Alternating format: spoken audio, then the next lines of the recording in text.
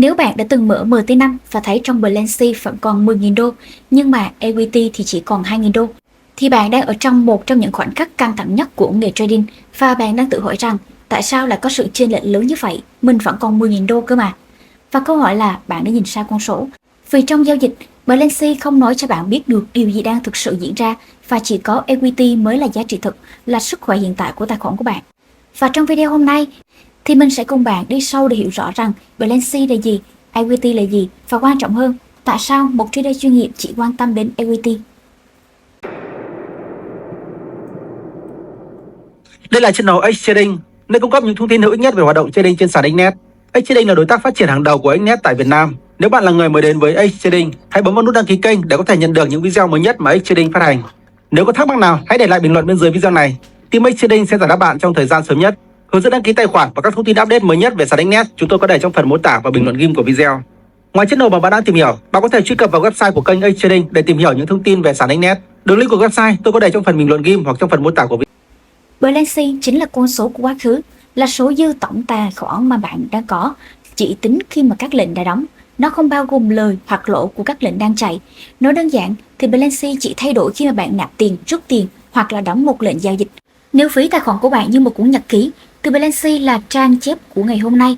Nó nói lên những gì bạn đã làm nhưng không hề phản ánh những gì đang xảy ra ngay lúc này.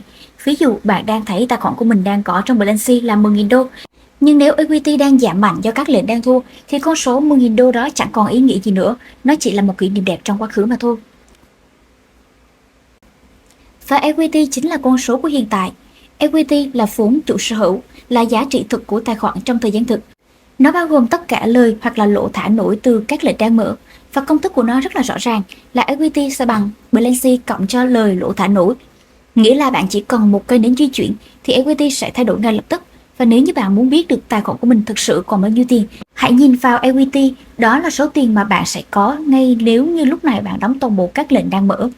Nếu như mà ví von dễ hiểu thì Balenci giống như tấm hình chụp tĩnh trong quá khứ, còn equity là camera trực tiếp đang phát sóng hiện tại của bạn. Và trong quá trình giao dịch, chỉ có hiện tại mới quyết định được sự sống còn của bạn. Các bạn hình dung rõ hơn thì mình sẽ lấy ví dụ chi tiết và cụ thể ha. Đây là biểu đồ vàng của mình. Hiện tại thì hôm nay vàng đã chạm mức 4.000 rồi. Và trong năm nay thì vàng đã tăng trưởng cực kỳ mạnh. Hình như là đã gần tới 200% rồi đấy. Và hôm nay thì mình cũng đã có giao dịch. Hôm nay thì mình có vào một lệnh mua vàng và đang có lại 46 đô. Rồi bây giờ thì mình sẽ chia sẻ với các bạn chi tiết về Balenci và equity ha. Mình ví dụ nhé. Trong tài khoản của mình hiện tại đang có là 700 đô vốn. Và bây giờ mình không có một cái lệnh nào hết. Và số dư này chính là Balenci. Đây là số dư Balenci này. Ví dụ giả sử bây giờ mình vào một lệnh mua 0.01. Thì bây giờ các bạn nhìn này.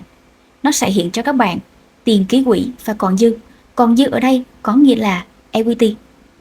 Số tiền còn dư này, equity này là chính số dư là Balenci trừ đi cho số lệnh đang lời lỗ.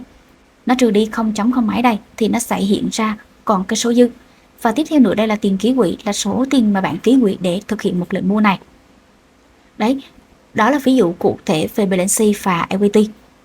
Có nghĩa là Balenci là cái số dư mà khi mà bạn đã đóng toàn bộ tất cả các lệnh. Bây giờ ví dụ như giả sử mình đóng cái lệnh này đi thì số dư nó sẽ về đây và nó sẽ mất đi, không còn cái số tiền equity này nữa. Còn bây giờ chúng ta đang mở lệnh thì nó sẽ hiện ra equity. Cho nên cái số equity này là con số rất là quan trọng ha. Nó sẽ phản ánh được hiện tại số tiền của bạn đang còn bao nhiêu và bạn có thể sử dụng tiền này để chịu bao nhiêu giá nữa. Còn cái con số này ấy, nó chỉ là con số tổng. Số tổng khi mà các bạn không còn sử dụng và không còn có mở bất kỳ một cái lệnh nào hết. Đó là ví dụ về Balenci và equity. Vậy thì tại sao equity là vua?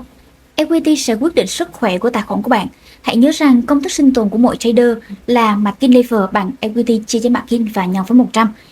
Margin level xuống quá thấp thì bạn sẽ chạm ngưỡng margin call và tệ hơn là stop out. Và điều đáng chú ý là công thức này dùng equity chứ không hề dùng Balenci. Nghĩa là dù Balenci của bạn lớn đến đâu thì nếu như equity tụt dốc vì các lệnh đang lỗ thì bạn vẫn có thể cháy tài khoản. Trader nào mà chỉ nhìn vào Balenci mà không quan tâm đến equity thì sớm muộn gì cũng sẽ bị thị trường giày lại.